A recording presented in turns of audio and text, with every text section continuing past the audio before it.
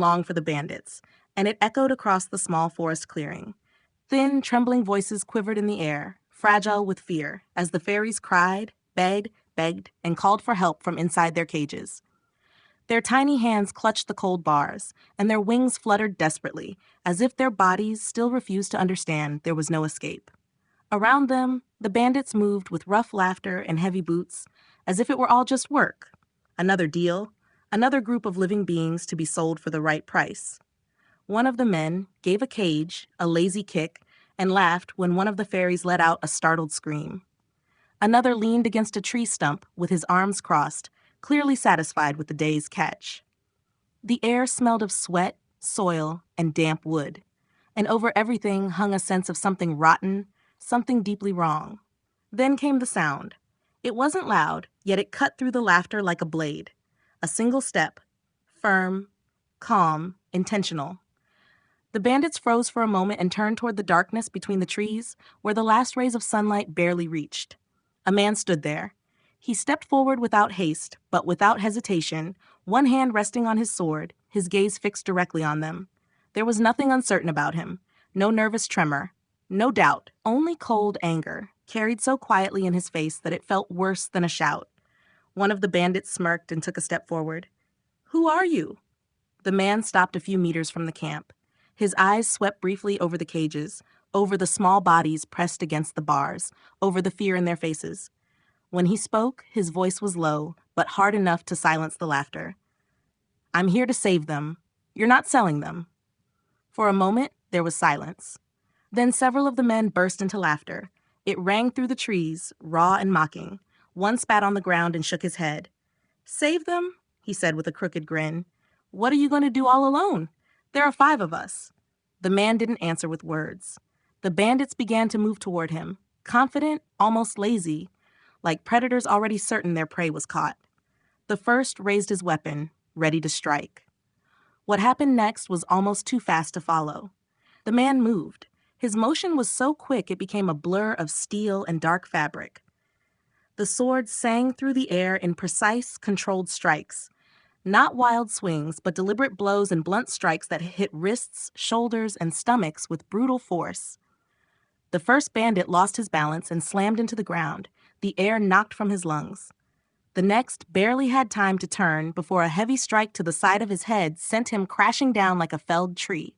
A third charged forward with a roar, only to have his legs swept out from under him, his back hitting the ground so hard he lay there gasping, unable to make a sound. It was over in a handful of heartbeats.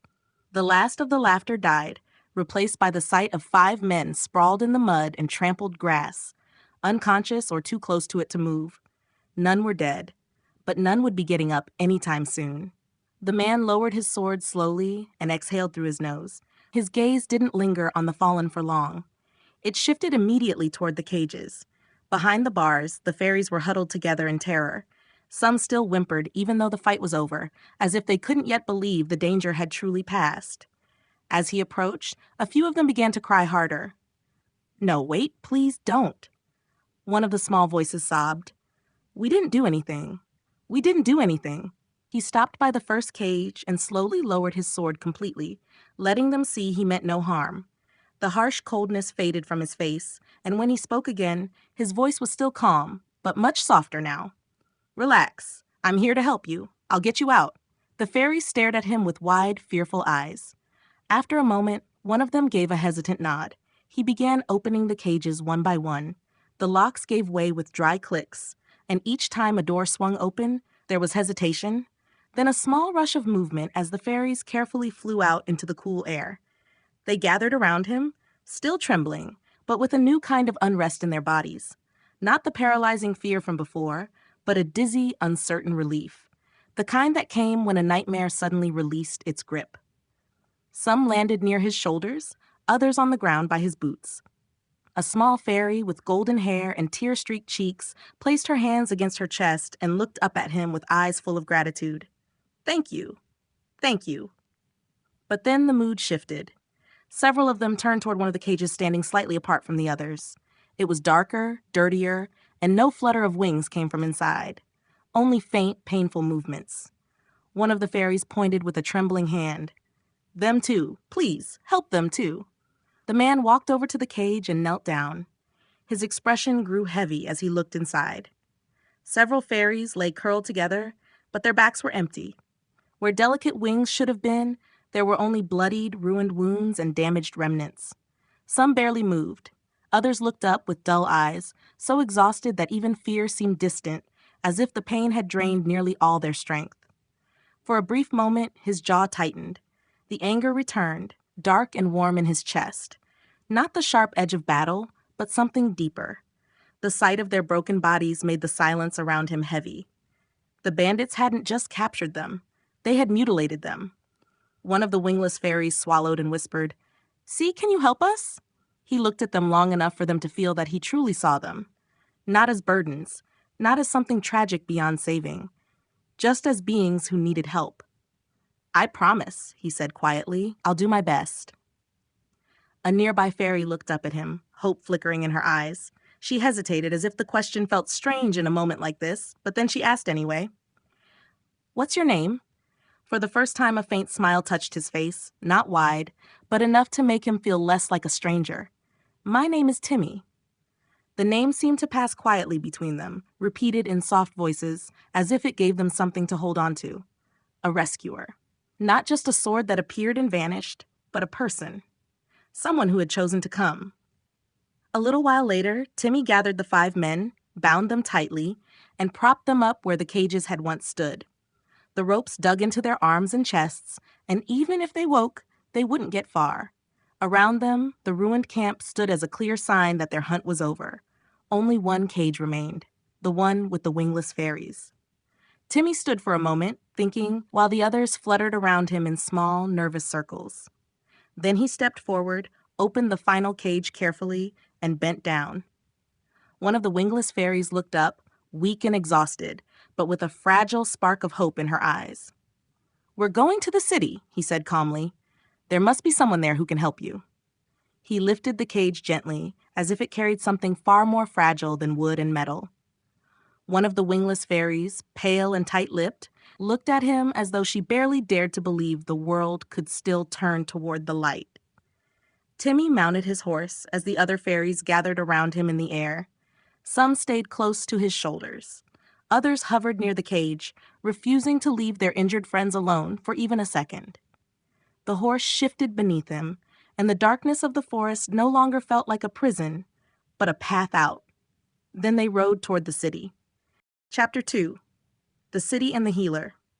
The city gate rose before them, heavy and dark in the last fading light of the sky, as Timmy rode along the dusty road toward it.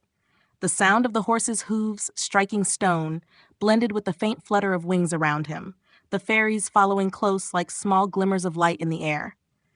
The cage hung securely beside the saddle, but with each step the horse took, faint movements could be seen within, tiny bodies struggling through pain and exhaustion. Inside the city, the atmosphere shifted almost instantly. People stopped in the middle of their tasks, heads turned, some pointed. Others stepped back slightly when they noticed the cage and the small figures without wings. A murmur spread through the street, unease rippling outward like rings in water. Timmy said nothing. He kept his gaze forward and rode on. When they reached the prison, the gate stood half open. 2 guards stepped forward at once when they saw him, and behind them their captain emerged. He was a broad-shouldered man with a worn face and eyes that took everything in at once. The moment he recognized Timmy, something in his expression shifted. "Timmy," he said, stepping closer. "How many this time?" Timmy pulled lightly on the reins, bringing the horse to a halt. He glanced briefly at the men still bound behind the saddle before answering calmly. 5. But I got to them before they caught more." He lifted his gaze, then gestured toward the cage at his side. The captain followed the motion, and the instant his eyes fell on the wingless fairies inside, his face hardened. His jaw tightened, and a dark anger passed through his expression. "Take them," he said sharply to his men. The guards moved immediately. They grabbed the bound bandits and dragged them down from the horse. The ropes were tightened, and the men were hauled toward the entrance. One of them stirred awake and began shouting, panic sharp in his voice, but he was quickly silenced as the prison door slammed shut behind them. The sound echoed across the courtyard. The captain stood still for a moment, watching them disappear, before turning his attention back to Timmy. The anger was still there, but something heavier lingered beneath it. "It's horrible what they're doing," he said quietly. "We've sent people out more than once to find their hideout, but it's like they vanish into the forest. No tracks, no direction." Timmy nodded slowly. His gaze drifted briefly toward the horizon, as if he could still see the darkness of the woods. "I stopped trying to find it," he replied. "Takes too long. I just catch them instead. You deal with the rest." The captain let out a heavy breath, but there was a quiet understanding in his eyes, not agreement, just acceptance of reality. "Just keep doing it," he said. "It's more than most." Timmy didn't answer. He gave a small nod, then turned his horse. The fairies in the air followed immediately, as if bound to him by something unseen. He didn't stay any longer. The streets passed by again, but this time he rode toward the outskirts of the city, where the houses thinned and the air changed.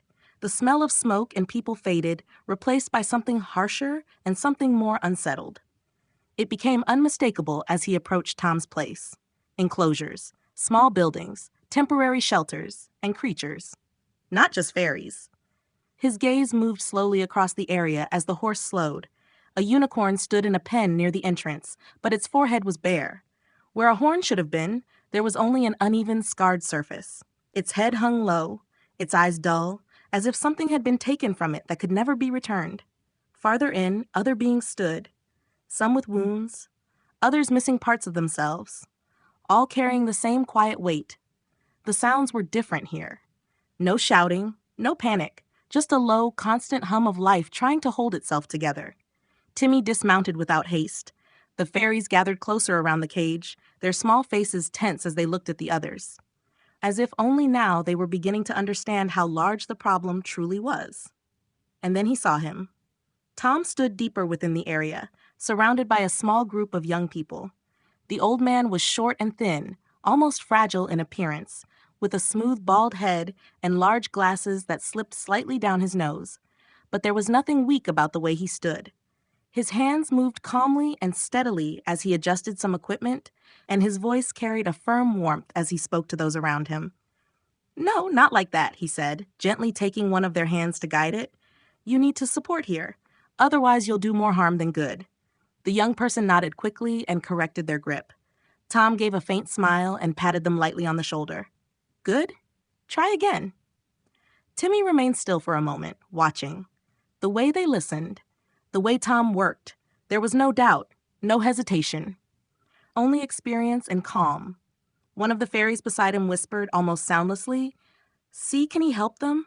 Timmy looked down at the cage, at the small, fragile bodies inside. Then he lifted his gaze back to Tom. "If anyone can," he said quietly, "it's him." And with that, he began to walk toward the old man. Chapter 3. What Cannot Be Saved. The horse slowed to a stop, and Timmy slid down from the saddle in one smooth, controlled motion. Dust settled around his boots as the fairies gathered closer, their wings filling the air with a nervous hum. The cage hung heavy at his side, and even without looking directly into it, he could feel the weight of what he had brought. Tom turned before Timmy had fully reached him. The old man said a few calm words to the young people around him and raised a hand slightly, signaling for them to wait. They stepped back without question, used to his way of working. "Give me a moment," he said kindly, before moving toward Timmy. His steps were slow but steady, and when he reached him, a small, warm smile crossed his face, even though his eyes had already caught sight of the cage. "Hello, Timmy," he said quietly. "I can see you've brought something for me." Timmy drew a short breath and nodded. "Yeah? It's happening again," he replied. "They've started taking wings from living fairies. More and more. There's too much money in it now." Tom didn't respond right away. He stepped closer to the cage and slowly knelt down, as if he didn't want to frighten them further. His hands, old and slightly unsteady at first glance, became completely still as he opened the latch. The wood creaked softly, and the door slid open. He reached in carefully and lifted one of the fairies out. She was so light it barely looked like he was holding anything. Her body hung faintly in his hands, her small fingers curling slightly, as if she were still trying to hold on to something that was no longer there. Tom turned her gently so he could see her back. Where her wings had once been, the skin was ruined. Not just torn, but cut. Scars and fresh wounds blended into an uneven, unsettling surface that still carried the marks of what had been taken. His face remained calm, too calm, but in the way his hands held her, there was a weight that couldn't be hidden. "Yes," he said quietly. "Their new leader, he is shameful." He drew in a slow breath, as if gathering himself, before looking down at the small fairy again. His voice softened. "Easy, little one," he said. "We have someone who can help, but it won't be easy." She moved her head slightly, as if trying to nod. Her voice came out as a faint whisper, barely audible. Tom didn't answer with words. Instead, he gently placed her back inside the cage, as if even that small movement required all the care he could give. He straightened and pointed toward one of the young people. "Take them to Gwen." The young person nodded immediately and called to the others. They moved quickly but carefully toward the cage. There was no panic in their movements, only focus. They knew what they were dealing with. The fairies in the air followed closely, some of them flying right down to the bars as if refusing to let go. The young people opened the cage again and began carefully lifting the injured out, one by one. Small hands, weak movements, quiet groans of pain. Each fairy was carried as something fragile, something that could break from the smallest mistake. Then one of them stopped. His hands froze for a moment before he slowly lifted one of the small bodies forward. It didn't move. There was no trembling, no breath, only silence. "Tom," the young one said quietly. Tom stepped forward without hesitation and took the small body into his hands. He looked down at it for a moment, longer than before, and though his face remained difficult to read, something in his eyes grew heavier, quieter. Around him, the air shifted. One of the fairies who had been hovering nearby suddenly stilled midair. Her gaze fell on the body in Tom's hands, and something inside her broke. "No," she whispered. She flew down faster than before and landed beside the lifeless fairy. Her tiny hands grabbed him, shaking him gently as if she could wake him. "No, no, he can't be dead. No." Her voice cracked as she pulled him close, even though there was no response. Her wings beat unevenly, as if her body didn't know what to do with the pain. Tom said nothing. He turned slowly and began walking toward the house, still holding the small body in his hands. The fairy followed close behind, as if she couldn't let go, even as he moved. The others continued their work in silence. No one spoke out loud. There was no need. Timmy remained standing a little behind. His hands hung heavy at his sides, and his gaze followed Tom as he disappeared toward the door with the small body. The sounds around him felt distant now, as if the world had been muted. The fairies still hovered around him, but their movements were slower now, heavier. He said nothing. He just stood there. Chapter 4. Hope in the Silence. Timmy pushed the door open and stepped inside, where the air immediately felt different. It was heavy with herbs, warmth, and something sharp, almost metallic, as if the room carried traces of both life and pain at once. The light was dim, soft, casting long shadows across rows of beds where the wounded were being laid down with careful hands. The young ones moved with quiet focus. Their voices were low, their movements steady, as if they knew even the smallest disturbance could make things worse. The wingless fairies were placed on small, soft cushions, and at once the others gathered around them. Some sat close, others placed tiny hands on their friends, whispering words that sounded like comfort, as if those words alone could hold them in place, keep them anchored to life. Timmy stood for a moment in the doorway, letting his gaze drift across the room. Further in, slightly apart from the others, Tom stood by another bed. His back was slightly bent, and his voice was so quiet that the words couldn't be heard. The small fairy beside him sat pressed close to the lifeless body, her hands still wrapped around it, as if she refused to accept what she was seeing. Tom spoke to her. Not quickly, not with urgency, but gently, as if he were trying to carry some of her pain for her. Timmy felt something in his chest grow heavier. He looked away and took a few steps into the room. "It's good to see you back, Timmy." The voice came from behind him, soft and calm, like a hand resting over the noise in his thoughts. He turned and saw her immediately. Gwen stood a few meters away, her long red hair falling loosely over her shoulders, a small, warm smile resting on her lips. There was something in her gaze that had always been there, a quiet strength, something that didn't need to announce itself. Timmy couldn't help but smile back, even here, even now. "Hey, Gwen," he said. "I hope things are going well." She took a light breath and was already moving as she spoke, her hands finding small bottles, mixing liquids with precise motions, as if she had done it 1,000 times before. "It's going as well as it can," she replied. "But we've had many come in lately, more than usual, and they're in worse condition." She poured one liquid carefully into another container, her gaze briefly shifting toward one of the beds where a fairy lay still. "I don't know why they've become so cruel," she continued quietly. "Before, they kidnapped them, kept them alive. Now they just take what they want and leave them." She let the words linger for a moment before looking back at him. The smile returned faintly, but this time there was something more tired behind it. "But it means everything that you and the others find them and bring them here. Without that, we wouldn't stand a chance." Timmy stood still, watching her for a moment. Then his gaze drifted briefly toward the small bodies on the beds, to the empty backs where something was missing. "I'll do everything I can to save the creatures of the forest," he said quietly. "But do you think you can save them without wings?" He shrugged slightly, almost apologetically. "I don't know much about it." Gwen paused for a moment in what she was doing. Her hands rested lightly against the table before she looked back at him. "When a fairy loses its wings," she began slowly, "it doesn't just lose the ability to fly. It's part of them, their strength, their life." Her gaze lowered slightly, as if thinking of those who hadn't made it. "And when it's this severe—" She fell silent for a moment. Timmy didn't need more words. He could see it in her face.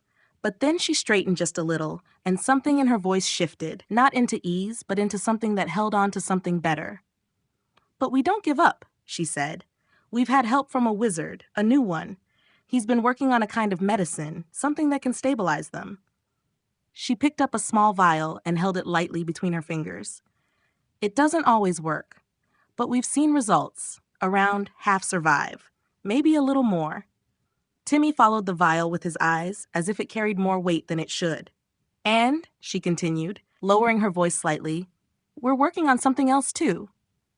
She glanced briefly toward another part of the room where some of the young ones stood gathered. "Giving them wings again. From other fairies. The ones we couldn't save." The words hung in the air, heavy, but not cold. "It's difficult, very difficult, but we're learning." Timmy felt something inside him ease, just a little. Not because it was a solution, but because it was something. A small smile found its way onto his face.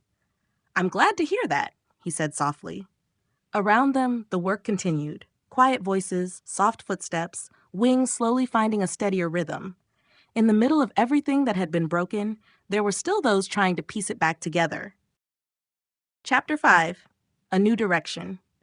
The conversation between Timmy and Gwen continued at a calm pace, as if they were both trying to hold on to that small pause in the middle of everything that otherwise felt heavy. Their voices blended quietly with the sounds around them, where the work never stopped. Small movements, hushed words, and the constant sense that time mattered for every single fragile life lying on those beds. After a while, Tom stepped over to them. His footsteps were quiet, but there was something deliberate in his gaze, as if he had already made a decision before he even arrived. He rested a hand lightly on the table beside Gwen and joined the conversation for a moment, responding briefly, listening, letting it all flow naturally, as he always did. But then something in him shifted. He looked at Gwen and nodded toward the door. "Would you give us a moment?" There was no harshness in his voice, only a quiet seriousness. Gwen understood immediately. She wiped her hands on a piece of cloth and gave Timmy a small smile. "We'll talk later," she said. "Yeah," Timmy replied, returning the smile. "See you." She moved away again, back to the others, her hands quickly finding work as if she had never left. Tom didn't wait long. He turned and walked toward the door, and Timmy followed without a word. Outside, the air felt cooler, more open. The sounds from the house softened behind them, replaced by the low hum of the area around them. Tom stopped only when they were a bit away from the door. He took a steady breath and looked out across the area for a moment before speaking. "I've heard some rumors," he began, "about a place around 4 hours from here." Timmy didn't respond. but his gaze sharpened. An area, Tom continued, where Gwen sometimes goes to gather plants. There's a group of fairies living out there. He turned slightly toward Timmy. The rumors say it might be the next place they attack. The words settled heavily, even though they were spoken quietly. Timmy felt his thoughts begin to move immediately. Distance, time, risk. Tom went on, I want to ask if you can go there. Check the place. See if there's anything to it. He paused briefly, as if considering how to phrase the next part. But you should know, those fairies aren't quite like the ones you're used to. They're good people, but they have a habit of teasing, testing others. A faint hint of something almost amused passed through his eyes, as if he had experienced it himself. Timmy let his gaze drift for a moment as he thought. He pictured the place, the group, what might be waiting. The risk was there, but it always was. He nodded slowly. I'll go, he said. He took a light breath and added, but I'll head into the city first, get a few things, and some sleep. Tom studied him for a moment before a broad, genuine smile spread across his face. He reached into his cloak and pulled out a small pouch. The soft clink of coins sounded as he held it out. Here, he said, for the journey, for what you do. Timmy took the pouch and felt its weight in his hand. It wasn't much, but enough to matter. He glanced at it briefly before looking up again with a small smile. Thanks. There was no need for more words. He turned, walked to his horse, and swung up into the saddle in one smooth motion. The fairies still lingering around the area followed him with their eyes, some with quiet hope, others with the same tired awareness that everything here carried. Timmy turned the horse toward the city. The road stretched open before him, dusty and familiar, yet leading toward something new waiting in the distance. Something he had not yet seen. The horse's hooves struck the ground in a steady rhythm as he rode away. Toward the city, toward a brief rest, and toward whatever awaited him tomorrow. Chapter 6. A Wrong First Encounter. Morning came quietly. Light slipped in through the window of the small inn room, and Timmy woke slowly, like a body that needed a moment to find itself again after the day before. For a while, he just lay there, staring at the ceiling, as the memories from the house, the fairies, and Tom's words settled back into place. Then he sat up. There wasn't much to think about. He got dressed, fastened his belt with the sword, and went down into the common room. The smell of bread and warm food hit him immediately, and he quickly got something to eat. Nothing special, but enough to keep him going. He ate without rushing, but without lingering. Not long after, he was outside again. The horse was waiting, and the journey began. The road out of the city was calm at first. Familiar. But the farther he rode, the more the landscape changed. The trees grew denser, the paths narrower. The air felt different, as if the forest was watching. Hours passed. 4, 5. The sun had shifted further across the sky when he finally began to sense he was nearing the place Tom had mentioned. But it had taken longer than he expected. Only after about 6 hours did he pull the reins and stop. Farther than I thought, he muttered to himself. He dismounted and let his gaze sweep the area. The forest here was dense, but not heavy. There was life in it, small movements, faint sounds, as if something lingered just outside his sight. He took a few steps forward and began to examine the area. He didn't get far, not because there was nothing, but because he wasn't alone. A little further ahead, behind low branches and leaves, 3 young fairies stood watching him. They kept themselves partly hidden, but their eyes followed his every movement. One had light hair and seemed nervous. She stayed close to another with darker hair and a more steady gaze, though still clearly uncertain. Do you think he's one of them? The blonde whispered. I don't know, the other replied quietly, but he looks like one. They always come alone first. The 2 exchanged tense looks. Then a quiet laugh broke the moment. The 3rd fairy stood slightly behind them. She wore a crooked smile, her eyes glinting with something entirely different from fear. Where the others hesitated, she seemed curious, playful. What are you laughing at? The darker-haired one asked. The 3rd lifted a small pouch she had been hiding in her hand. We use this, she said with a wider grin. I took it from one of the other fairies. It's supposed to make things smaller. She turned the pouch lightly between her fingers. Then he can try what it's like. The other 2 stared for a moment, and then their nervousness began to loosen. A laugh slipped out, first hesitant, then a little freer. That's actually a good idea. The third nodded, satisfied. Stay here. She flew downward, low and quiet, careful not to be seen. Timmy kept walking, unaware. His gaze moved across the ground, the trees, searching for signs. Tracks. Anything that could confirm the rumors. Then he heard a small sound behind him. He turned, but didn't have time to react. A cloud of fine dust hit him straight in the face. He coughed hard and stumbled back a step, his hand flying up to wipe it away. His sword slipped from his grip and hit the ground with a dull thud. What? He coughed. He blinked rapidly, trying to clear his vision. Hello? Who's there? No answer. Only silence. But something was wrong.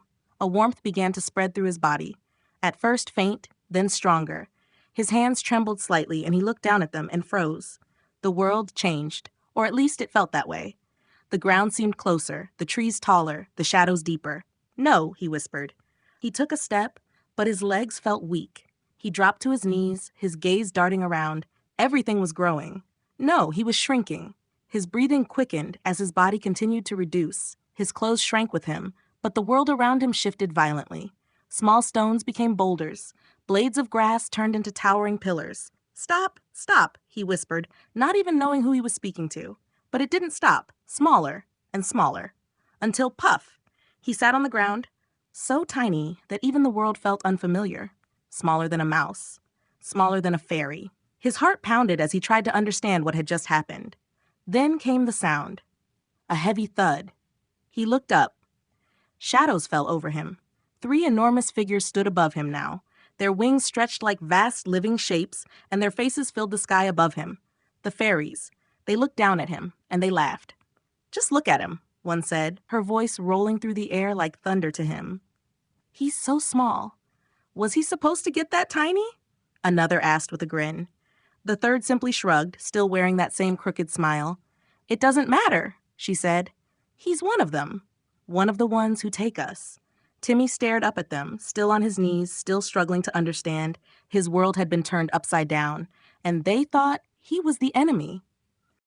Chapter 7. Caught Between Hands. Timmy pushed himself up from the ground, his legs still unsteady, as he stared up at the 3 enormous figures towering above him. His heart pounded, but he forced himself to shout. I'm not one of them. I'm Timmy. I help you. His voice almost disappeared in the distance. The blonde fairy leaned closer, her face filling his entire view, her eyes glinting with something that wasn't quite cruel, but not kind either. We can't hear you down there, little man, she said in a light, teasing tone. Let me pick you up. Her hand came down toward him. Timmy barely managed a single step back before her fingers closed around him. The grip wasn't tight, but it was firm enough that he couldn't break free. Her skin was warm and soft, and even without squeezing, he could feel how little effort it would take for her to hold him completely still. The world shifted. He was lifted into the air, wind rushing past him until suddenly he was right in front of her face. Her smile was wide, curious, almost playful. The other 2 fairies moved closer, their faces appearing from either side, and they began to giggle. Just look at him. He's really tiny. The blonde fairy held him at eye level. My name is Sophie, she said, and that's Anna. She nodded toward the fairy with the short, dark hair. And her smile turned slightly sharper, that's Mia. She's the one who made you small. Timmy looked from one to the other. He could feel the fear, but also something else, a growing frustration at being seen as something he wasn't. Okay, he said quickly. Listen, I'm Timmy.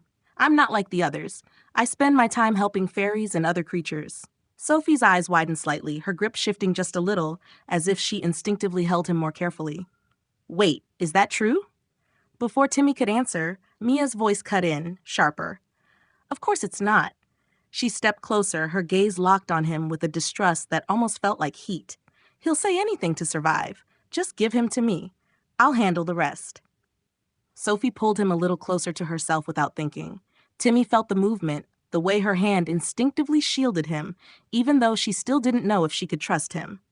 What are you going to do with him? Sophie asked. Mia smiled, not kindly. The same thing they do to us, she said quietly. I'll keep him, as a pet. Make him massage my feet, entertain me, so he can feel what it's like to be the small one. Her hand began moving toward Timmy. He instinctively pulled back into Sophie's palm, but there was nowhere to go. Before Mia could reach him, Anna stepped in between them. "Wait," she said. "What if it's true?"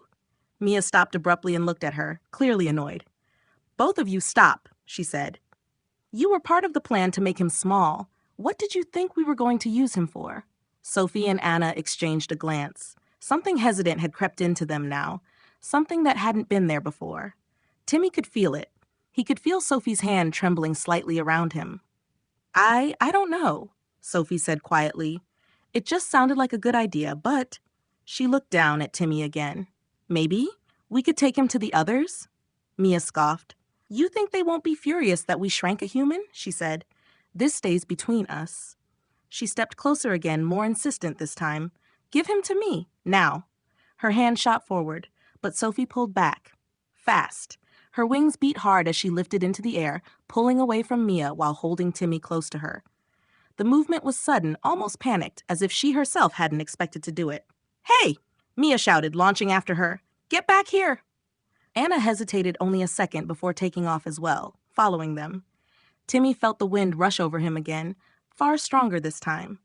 The ground disappeared beneath them, and the trees stretched like towering giants below. Sophie's grip wasn't tight, but now she held him closer, as if afraid to lose him. "Come back now!" Mia shouted behind them. But Sophie kept flying, and Timmy still had no idea what would happen when she finally stopped. Chapter 8. A Promise in the Shadow of the Tree. The wind pressed hard against Timmy as Sophie flew. Her wing beats were fast, uneven, as if she was pushing herself further than she normally would dare. He could feel every movement through her hand, feel the tension in her fingers, even though she still tried to hold him gently. Behind them, Mia's voice echoed through the air. "Give him to me! Now, Sophie!" Timmy turned his head as much as he could without losing his balance and saw her getting closer. Her face was no longer playful. There was something sharper in it now. Sophie answered without looking back. "No, you're not going to hurt him." Mia's hand reached forward, almost within range. Timmy could see it coming closer, the fingers closing, ready to grab him, but then she was shoved aside. Anna. She struck Mia from the side and pushed her off course, hard enough to break her path. "Sophie, fly," she shouted. And Sophie flew, faster, farther away. The sounds behind them faded, the anger, the shouting. They disappeared gradually as the forest took over again, the treetops closing around them, the air growing calmer. At last, Sophie slowed. She landed on a branch high up in a tree and carefully sat down. Her wings slowly came to rest, but her body did not. Timmy could feel it immediately. She was trembling. Her grip loosened. Slowly, she opened her hand, and Timmy now stood on her palm. The surface beneath him was warm, slightly damp, as if her hands still carried the traces of what she had just been through. He looked up. Her face was close, and now he could see it clearly. Tears ran down her cheeks, her lips trembling as she tried to steady her breathing. "Thank you, Sophie," he said quietly. "Thank you for saving me." She looked down at him, her gaze filled with something tangled, relief, fear, and guilt. "Thank you," she repeated faintly, as if she didn't quite know what to do with the word. "But this isn't good. I never should have agreed to this." She shook her head and took a shaky breath. "I don't know what to do. I can't just go home. What about my parents? And Anna and Mia?" Her voice broke. "She wants you." She lifted both hands to her face, hiding behind them as she began to cry again. The movement made Timmy lose his footing, and he almost slipped, but he jumped. He landed softly on the fabric of her dress and grabbed hold so he wouldn't fall any further. He stayed there for a moment, looking up at her. So close now that her sorrow wasn't just something he could hear. He could feel it. She was young, far too young to carry something like this. "Sophie," he said gently. She didn't respond at first. He tried again. "Is there a way? You can make me normal again?" Her hands slowly lowered from her face, and she looked down at him once more. Her eyes were red, but there was something new in them now, something that listened. "What do you mean?" Timmy took a small step forward on the fabric so she could see him clearly. "If you turn me back to normal, then no one needs to know, not about this." She stared at him for a moment, as if trying to decide whether she dared to believe him. "Do you mean that?" she asked quietly. "You won't tell anyone?" Timmy gave a calm smile. "I promise, Sophie." There was a pause. Then she drew in a slow breath, and her shoulders lowered slightly. She wiped her eyes with the back of her hand, and a faint, careful smile found its way onto her face. Not big, but real. For the first time since she had lifted him, it felt like she wasn't standing alone anymore. Chapter 9. Questions Without Answers. They kept flying, this time more calmly. Sophie's wing beats settled into a steadier rhythm, and the wind around Timmy no longer felt like a violent force, but something that carried them forward. He still sat in her hand, close enough to feel the warmth of her skin, while the world slowly unfolded beneath them. And for the first time since he had become small, he could truly see it. The forest was no longer just trees. It was a sea of movement. Leaves shimmering in the light, small animals running between roots, sunlight breaking through the branches in long streaks. Everything felt bigger, wilder, alive in a way he had never noticed before. He didn't say anything, just watched. Sophie broke the silence. A month ago, she began quietly, her gaze fixed ahead. There were bandits out here. Not right here, but close, near our neighbors. Her grip around him tightened slightly. They took some of my friends too. The words lingered in the air before she continued, her voice softer now. Why do they do it? She looked down at him. Why do they destroy other people's lives like that? Timmy took a slow breath. He had heard that question before, from others, from himself. There's money in it, he said heavily. Their wings are worth a lot. Wizards, witches, some use them for potions. Others sell fairies as pets. Sophie's movements changed. She slowed down. Then she stopped completely in midair. Her hand lifted slightly forward, letting him sit more openly in her palm.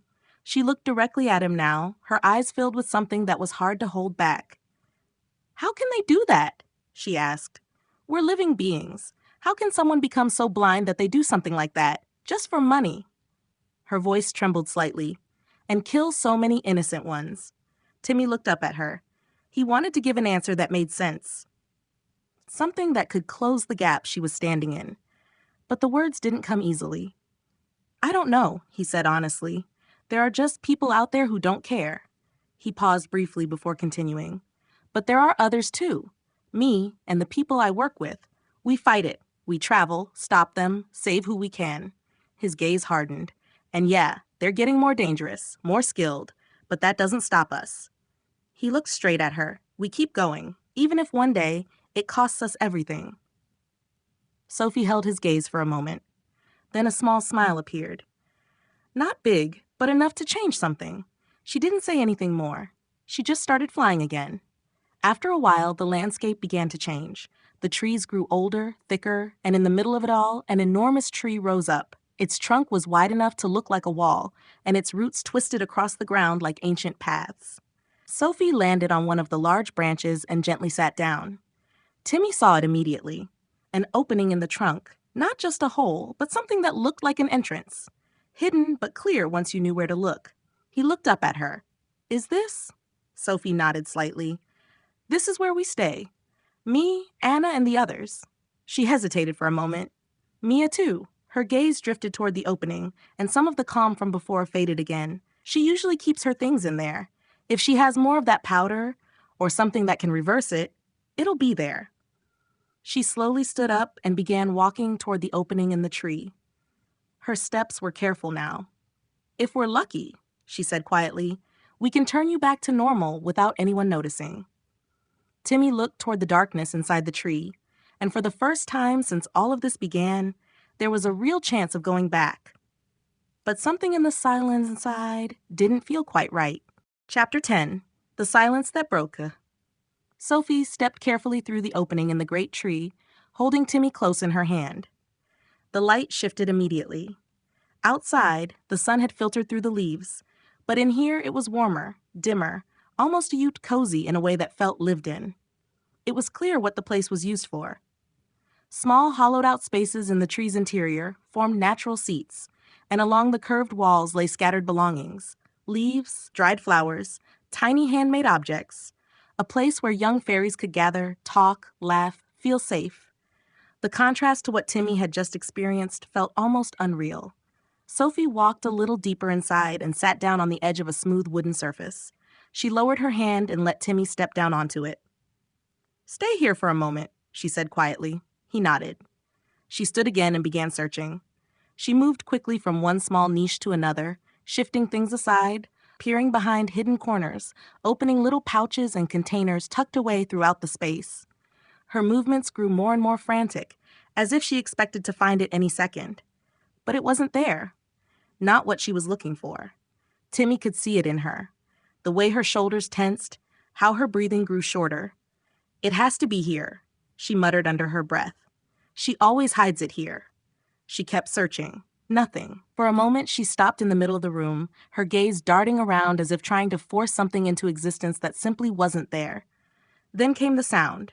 Faint at first. Something moving outside. Sophie froze. Timmy turned toward the entrance too, his body tightening even though he didn't yet know why. The sound grew clearer. Heavy footsteps. Something big. Something wrong. Sophie took a slow step back. "No," she whispered. The shadow at the entrance stretched inward. And then, a face. A man. He leaned toward the opening, his eyes gleaming, a grin spreading across his face. "Huh? Huh? I found one." His voice echoed through the space, too loud, too heavy. To Timmy, it felt like the whole world shook. The man reached his hand inside. To Sophie, it was a hand. To Timmy, it was a wall rushing toward them.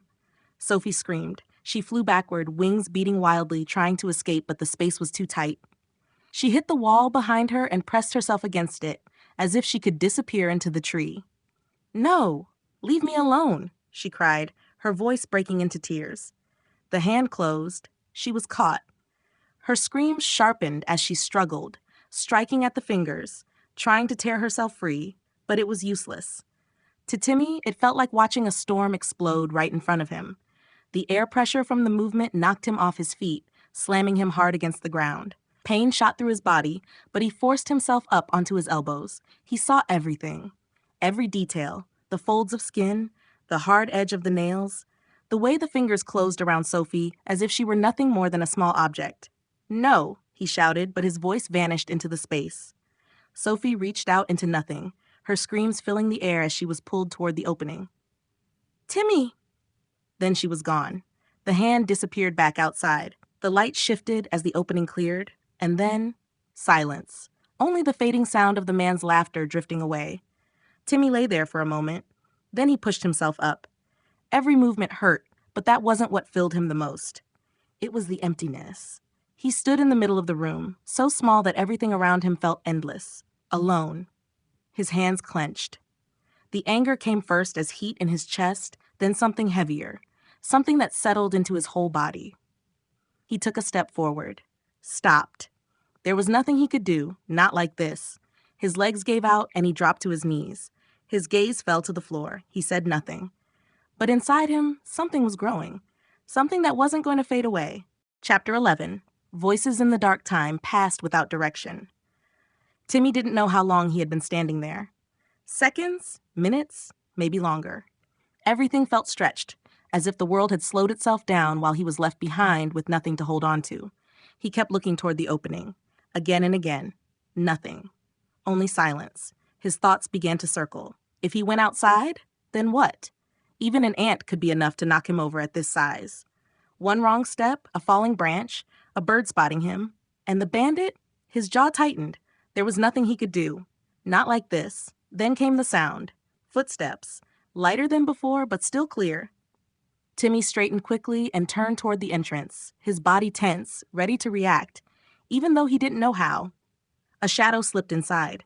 Mia. She stepped in with quick movements, her wings giving short beats behind her as her eyes darted around the space. There was no laughter now. No playfulness. "Sophie?" she called. Her voice sounded different, sharp, but with something underneath, harder to hide.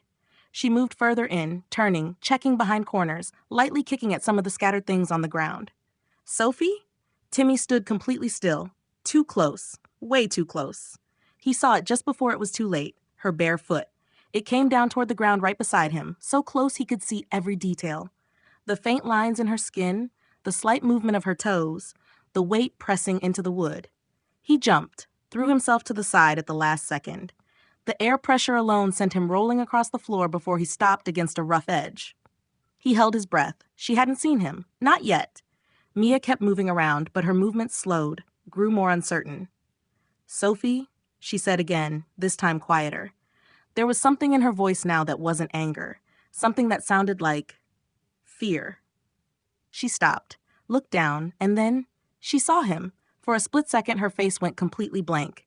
Then it changed. The anger hit like a blow. "This is your fault," she said. She stepped forward. "Your kind is in the forest. They take them, my friends, all the ones I—" She didn't finish the sentence. She didn't need to. She walked straight toward him. Timmy raised his arms instinctively and shouted, "They're not my friends. I fight them." But his voice didn't reach her. To her, he was nothing. A small movement on the ground. She lifted her foot, raised it slowly above him. "You're just an ant," she said coldly. "And now you're done." Timmy couldn't move. His body froze as the shadow of her foot fell over him. It grew, darkened, heavier. It began to descend, slowly, inevitably. The air pressed down around him like the world itself was holding its breath. "Stop!" The voice cut through the space. Mia barely had time to react before she was hit from the side. A hard impact sent her into the wall, and her foot slammed down beside Timmy instead of on top of him. Anna. She stood between them now, her wings still trembling from the movement. "Stop, Mia," she shouted. "He's not one of them." Mia pushed herself off the wall, her eyes burning. "You're stupid if you believe that," she snapped. They stood facing each other, tense, ready to go further. But Anna didn't step back. "I have proof," she said. The words hung in the air. Mia blinked, clearly confused for a moment. "Proof?" Anna pointed toward the entrance. "See for yourself." Maya turned slowly. Timmy did the same. In the opening stood a shadow, not like before, less violent, but still large. Two eyes looked inside, calm, focused. Then came the voice. "Is Timmy in there, Anna?" Timmy froze. He knew that voice. Gwen, his heart slammed in his chest as relief hit him so suddenly it almost hurt. She was here. Chapter 12. The Drop That Changes Everything. Anna bent down and picked Timmy up, her fingers closing gently around him as if she was afraid of making things worse. Behind her, Mia stood still, her wings hanging heavily down her back, and what had once been anger was now something else entirely. She didn't say anything, just stood there. Anna flew out through the opening. The light hit them again, stronger now, and a little further down, she was standing there. Gwen. Even before they landed, Timmy could feel it. The way the air shifted around her, the calm weight she carried. Anna descended and landed on a wide branch, and only then did it truly hit him how big she was. He had seen her before, but not like this, not from this size. She was like a mountain wall in front of him. Her face stretched so high, it felt like looking up at the sky, and her eyes, they were enormous, alive, focused, like two moons staring directly down at him. Gwen leaned forward slightly. "Where is he?" she asked quickly. "Is he okay?" Anna lifted her hand forward and let Timmy stand openly in her palm. Gwen stopped. Her eyes found him, a tiny speck in it all, and her mouth opened slightly in surprise. She drew in a breath, as if she needed to be sure what she was seeing was real. "Timmy," she said quietly. Then she looked back up at Anna. "Is there an antidote? Something that can make him normal again?" Anna hesitated. Her gaze drifted slightly to the side, as if trying to remember, but she didn't get the chance to answer. Mia stepped forward. She moved closer, and even though she was still huge to Timmy, something in her posture had changed. She no longer looked like someone about to attack. She looked shaken. "This is my fault, Miss Gwen," she said, her voice trembling slightly. "I thought he was one of them, that he had come to take us, so I wanted to strike first." She looked down for a moment. "I didn't know he was one of the good ones." Gwen looked at her. Not harsh, not angry, just calm. "I understand you, Mia," she said softly. "I do." She let the words settle before continuing. "But can we turn him back?" Mia nodded quickly, as if she had been waiting for the question. She pulled out a small bottle from her side and held it up. "I have this. He just needs to drink it, and he'll be normal again." Timmy felt something loosen in his chest. Hope. Anna carefully took the bottle from Mia and flew down toward the ground. She landed softly and knelt, bringing her hand closer to the surface. She lowered one finger so Timmy could steady himself. "Easy," she said quietly. She opened the bottle and poured a small amount onto the tip of her finger, letting it gather into a tiny droplet. "Drink." Timmy hesitated for only a moment before leaning forward and taking it. The taste hit immediately. Bitter, sharp, almost burning. He coughed and pulled back, clutching his chest as the taste lingered in his mouth. It tastes awful, he managed. Anna watched him, waiting. Gwen followed everything from above, her gaze intense but steady. Seconds passed. Nothing happened. Timmy looked down at his hands. Same size. Same world around him. His stomach dropped. "Is it working?" he whispered. No one answered right away. The air felt heavier again, as if the hope that had just returned was slipping through their fingers. And Timmy felt the fear creeping back in. What if it didn't work? Chapter 13. Back to his own size. Another moment passed. Then it happened. A warmth began to spread through Timmy's body, faint at first, like a glow deep inside him. He barely had time to react before it grew. Faster, stronger. His stomach tightened, and he dropped to his knees with a short groan, his hands pressed against the ground. "Timmy?" Anna's voice sounded close. "Are you okay?" He tried to answer, but the words wouldn't come. His body tensed, as if something was pulling at him from within. His muscles tightened, his skin tingled, and the warmth turned into something almost painful. He breathed heavily as it built, and then it began. Slowly. His hands grew. At first it was almost unnoticeable, but it only took seconds before the difference became clear. His fingers grew larger, thicker, and the ground beneath him began to feel closer. "It's working," Anna whispered, before quickly flying up to Gwen and landing on her shoulder. "He's growing." Timmy could feel it everywhere now, his body stretching, expanding back into something that felt right and wrong at the same time. His clothes followed, but everything around him felt off, like the world couldn't quite keep up with the pace. The grass sank. The stones grew smaller. The entrance to the tree, which had seemed enormous before, shrank in front of him. He grabbed the ground to keep his balance as his weight shifted, as his body found its place again. The warmth slowly faded, and the tension in his muscles released. And then, it stopped. Timmy remained on his knees, now back to his normal size. He breathed deeply, heavily, sweat running down his forehead. His hands trembled slightly as he looked at them, turning them slowly, as if he needed to be sure it was really over. "Timmy?" Gwen's voice came from above, calm but clearly relieved. "You're back to normal." He nodded faintly and pushed himself up, slowly, still a bit unsteady. He leaned against the tree trunk, letting his head dip forward as he caught his breath. Then he began checking himself. Arms, legs, clothes, everything was as it should be. A shadow fell over him. Mia. She stood a little closer now, her expression no longer filled with anger, but something more careful. Something uncertain. Timmy looked up at her. For a moment, no one said anything. Then a faint smile formed on his lips. "Let's just forget what happened, Mia." His voice was calm, without edge, but then his gaze shifted. Focus. Seriousness. He turned toward Gwen. "Sophie," he said. "She was taken. I saw it." The words hung heavy between them. Gwen nodded slowly. "I know," she said. "I heard them, faintly. That's where I found your sword." She extended her hand. His sword lay in her grasp, small compared to her, but familiar to him. Timmy stepped forward and took it. The weight felt right in his hand, like something clicking back into place. He secured it at his side and straightened up. "Good," he said. His gaze was steady now. "Then we go there." He looked from one to the other. "And we save her." There was no doubt in his voice anymore.